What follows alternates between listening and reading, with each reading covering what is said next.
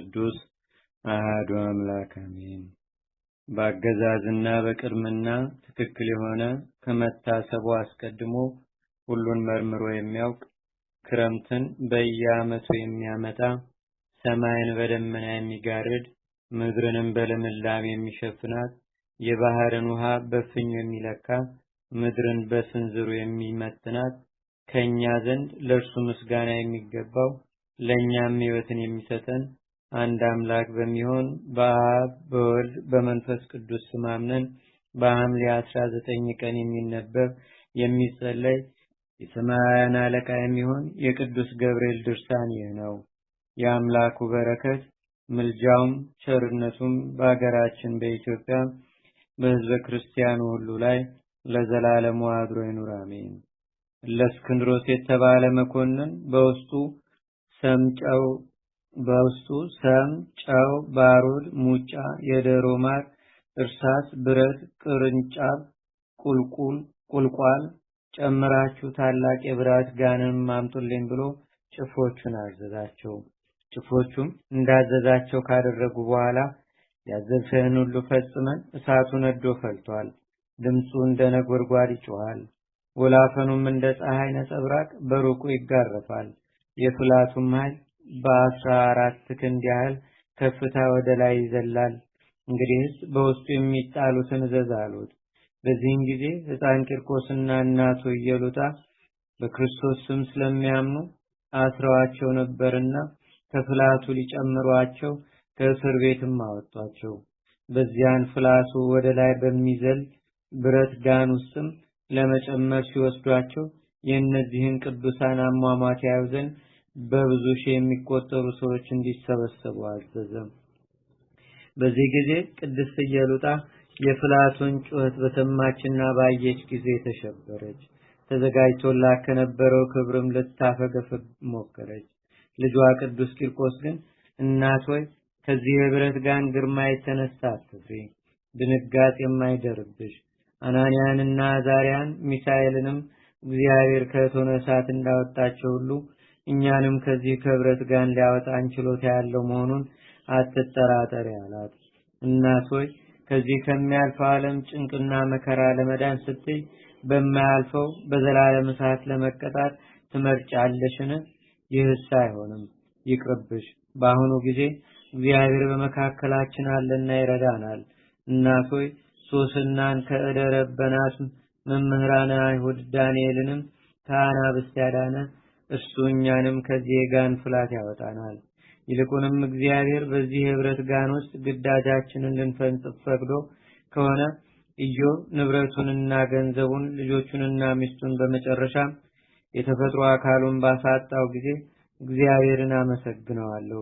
እግዚአብሔር ሰጠ፣ እግዚአብሔርም ነሳ፣ እግዚአብሔርም እንደወደደ ያደረገ ከማለት በስተቀር ምንም የተናገረው ነገር እንደሌለ ሁሉ እኛም የእርሱን ዓላማ በመከተል ይህን መከራ ልንቀበል ልንታገስም ይገባናል አላት። ነገር ግን እናቱ በዚህ ምክር ልትጽናና ባለመቻሏ ቅዱስ ቂርቆስ ዓይኑን ወደ ሰማይ አቅንቶ አቤቱ አምላክ ሆይ ይህችን ባሪያን ከርስት የምትለያት ከሆነ ከባለሟልነት መጽሐፍ አቀኝ። አቤቱ አዝመራውን አቃጥለህ ፍሬውን ልትባርክ ትወዳለህን? ይህን እንዳታደርግ ግን ቸርነትህ ትከለክላለች። አቤቱ እንጨቱን ቆርጣችሁ አንድዱት፣ ቅጠሉን ግን ጠብቁት ብለህ ትታዝ በመለኮታዊ ባህሪይ ይህ አይደለም።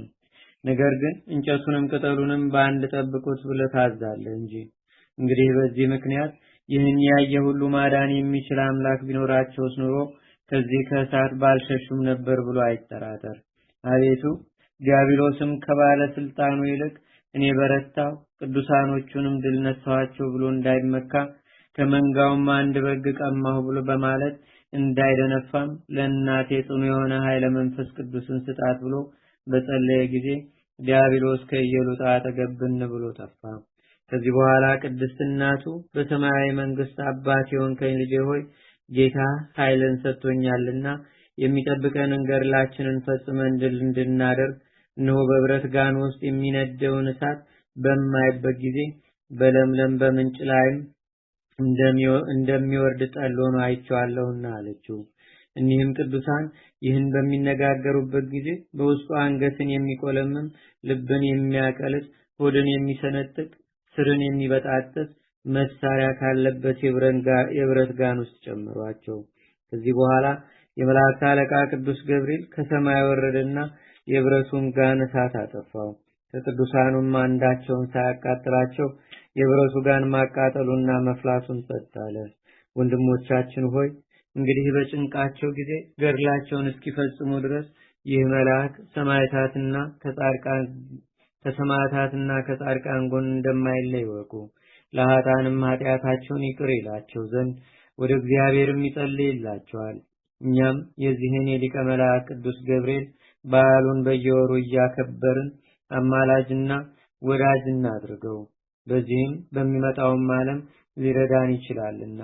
በረከቱም በአገራችን በኢትዮጵያ በሕዝበ ክርስቲያኑ ሁሉ ላይ ለዘላለሙ አድሮ ይኑር፣ አሜን።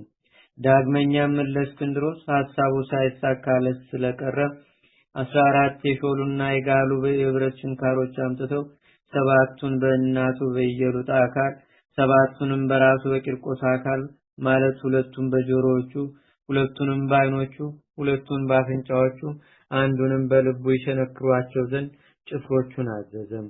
ዳግመኛም የሕፃኑን የራስ ቆዳ ገፈው እሳት ውስጥ ይጨምሩት ዘንድ አዘዘ። አሁንም መልአኩ መጥቶ ይህን መከራ ከሱ አራቀለት። ቀጥሎም በመቃን ውስጥ ጨምረው በገመድ እንዲጎትቱት አዘዘ። በዚህም ጊዜ መልአኩ አዳነው። ሕዝቡም ይህን ሁሉ ተአምር ባዩ ጊዜ እግዚአብሔርን አመሰገኑት፣ ቅዱስ ገብርኤልንም አከበሩት።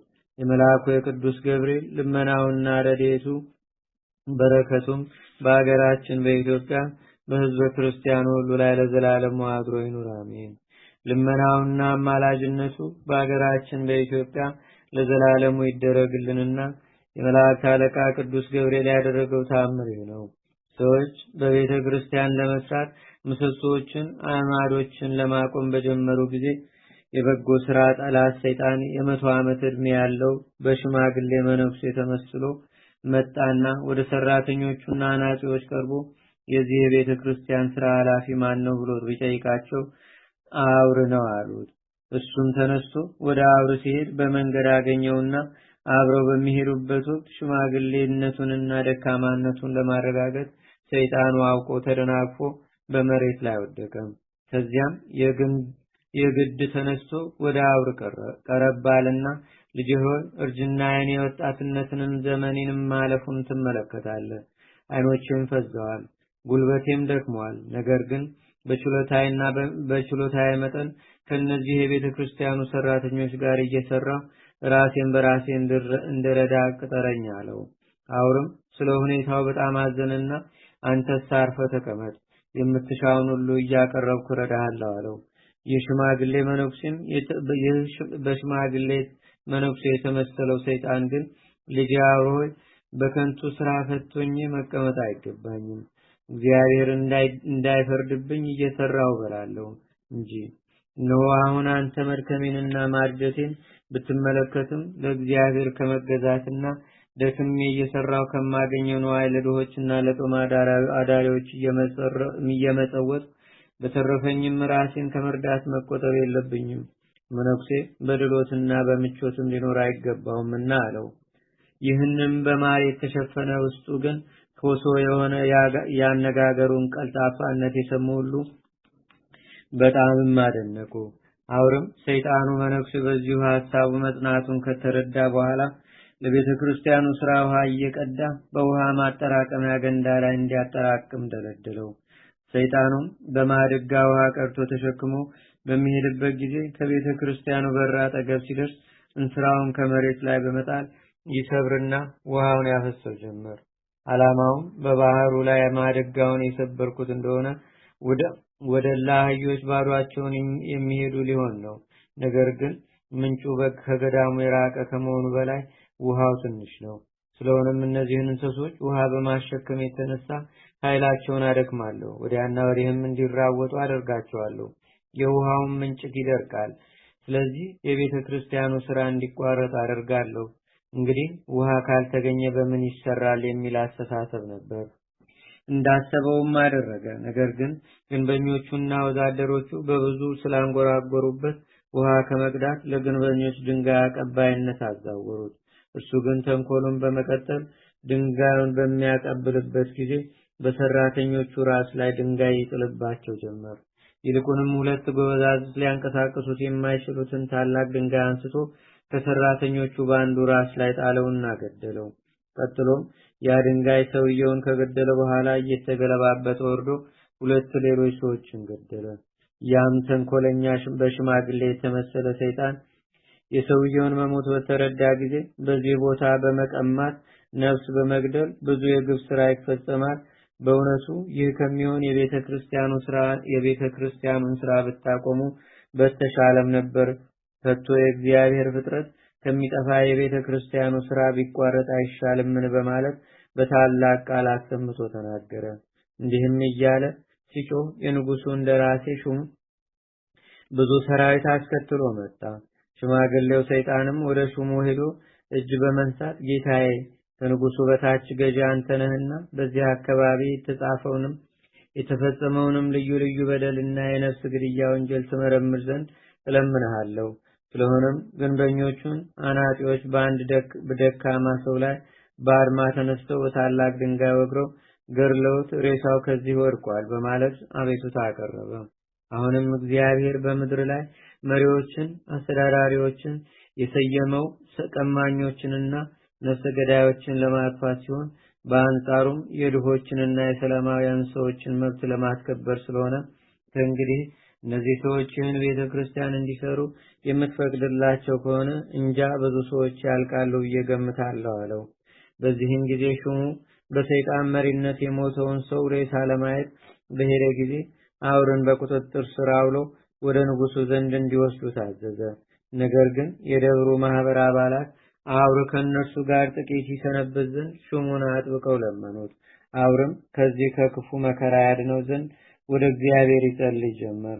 አውርም በዚህ አይነት ጭንቅ ባለበት ወቅት የመላእክት አለቃ ቅዱስ ገብርኤል ተገልጾ እግዚአብሔር የመረጠ አውር ሆይ ደስ ይበልህ፣ ስለዚህ ነገር አትዘን፣ ሰውነትህንም አታበሳጫት፣ ፈጥነህ ሂድና ያንን ሽማግሌ ያዘው፣ በዚያን ጊዜ ማን እንደሆነ ታውቀዋለህ አለውና ወዲያውኑ ሊቀ መላእክት ቅዱስ ገብርኤል በአንጻረ ቤተ መቅደስ ሰቅሎ በግርፋት እንዲቀጣውና እንዲያሰቃየውም ሰይጣኑን አስሮ ለአውር ሰጠው። ሰይጣኑም በቀድሞ ዘመን ለመፈታተን የመጣው አሁንም ሶስቱን ሰዎች የገደልኳቸው እኔ ነኝ። ነገር ግን አሁን አውር ከእስራት ይፈታኝ ዘንድ አውርን አማልደን በማለት በታላቅ ቃል እየጮኸ ሹሙን ተማጸነው። አውርም ሰይጣኑን በታላቅ ውርደት አዋርዶ ፈቶ ሰደደው። እነዚያን ምውታንም በሊቀ መላእክት ቅዱስ ገብርኤል አማላጅነት የእግዚአብሔር ቸርነት አስነሳቸው።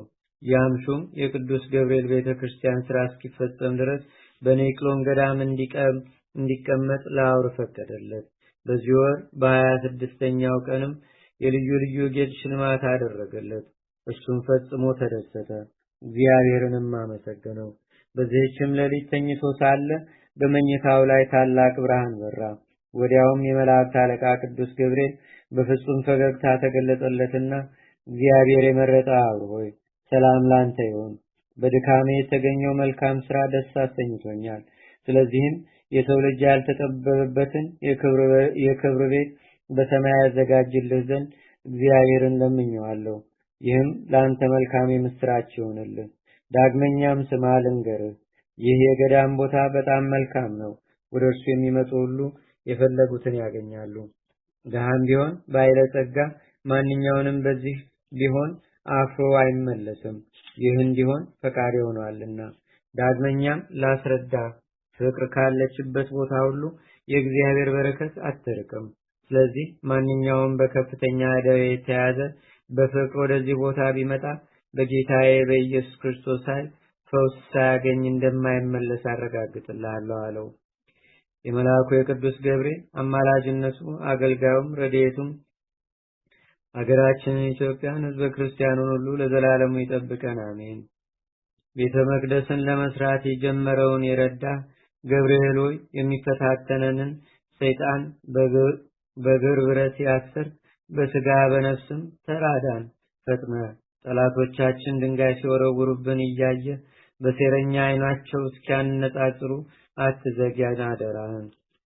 ጸሎቱና በረከቱ በአገራችን በኢትዮጵያ በሕዝበ ክርስቲያኑ ሁሉ ላይ ለዘላለሙ አድሮ ይኑርና ቅዱስ ገብርኤል ያደረገው ተአምሬ ነው። የክቡር አባት የሚሆን ኤጲስቆጶስ አብር ከዚህ ዓለም በሞት የሚለይበት ሰዓት በደረሰ ጊዜ እኔ ዮሐንስን ጠርቶ ክቡር አባቴ ሆይ ትጸልይልን ዘንድ እማልድሃለሁ።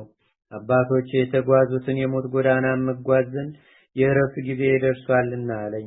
ቅዱስ ገብርኤልም እንደዚሁ ሁልጊዜ በራእይ እየተገለጸ በዚህ ዓለም ላይ ለመኖር ያለ 3 ቀን አልቀረህምና ሰውነትህን አዘጋጅ ብሎኛል አለኝ። ክቡር አባቴ ሆይ ከሞትኩም በኋላ በነጭ ሐር በቀጭን ኩታ ስጋዬን አትገንዝ፣ አስከሬኔንም በሳጥን ውስጥ አታግባ።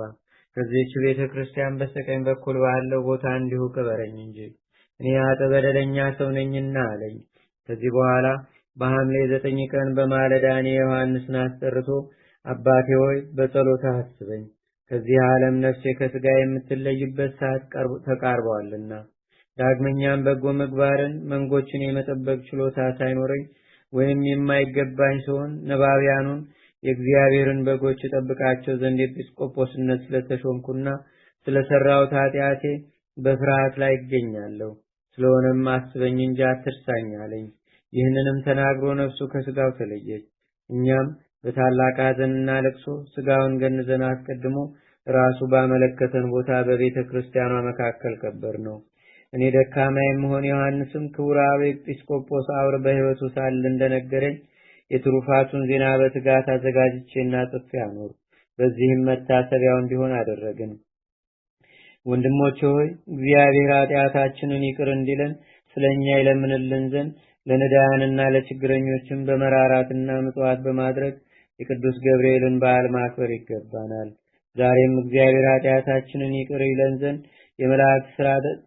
የመላእክት ሰራዊት አለቃ ክቡርና በመበስር ስለሚሆን ስለ ቅዱስ ገብርኤል አማላጅነት ልዩ 3 አንድ አምላክ በሚሆን በአብ በወልድ በመንፈስ ቅዱስ ቃኝነት በልዩ ልዩ የዜማ ስልት በማህሌትና በዝማሬ በምህላ ጸሎትም መንፈሳዊ ምስጋናችንን ለእግዚአብሔር እናቅርብ።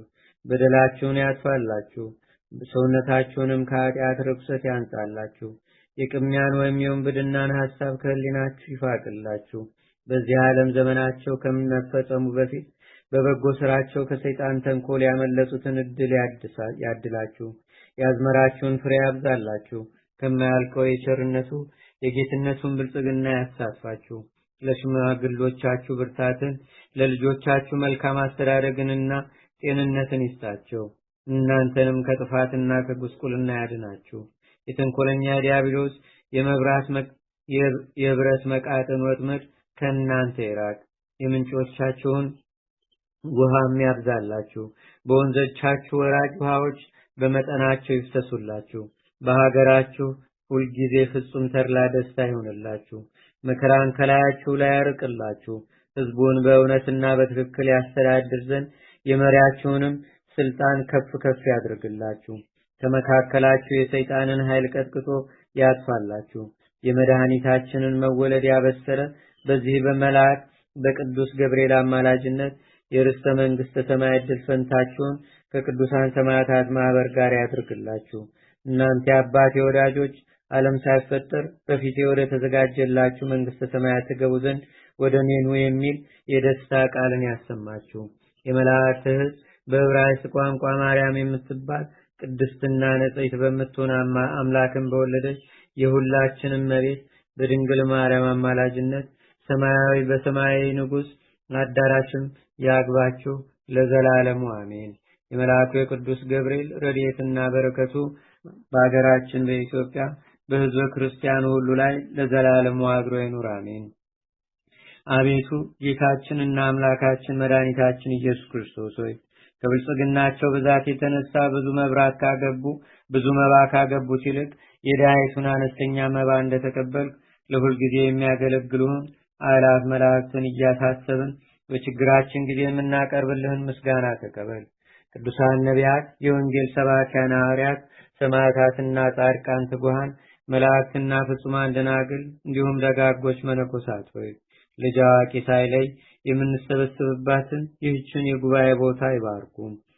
ይህንንም መጽሐፍ ወረቀቱን አዘጋጅቶ ብራና ደምጾ ብዕር ቀርጾ የጻፈውና ያጻፈውን ወይም በማህተም ያሳተመውን ከግዕዝ ወደ አማርኛም የተረጎመውን ቃለ ንባቡንም በእርጋታ መንፈስና በተመስጦ ሕሊና የሰማውን ያደመጠውንም በደለኛና ሁሉን በአማላጅነቷ የምታስምር በጌታችንና በአምላካችን በመድኃኒታችን በኢየሱስ ክርስቶስ እናት በቅድስተ ቅዱሳን በድንግል ማርያም ጸሎት ጌታችንና አምላካችን መድኃኒታችን ኢየሱስ ክርስቶስ ሕዝበ ክርስቲያኑን አገራችንን ኢትዮጵያን ለዘላለሙ ጸንቶ ይጠብቅልን። አሜን። አቡነ ዘበሰማያት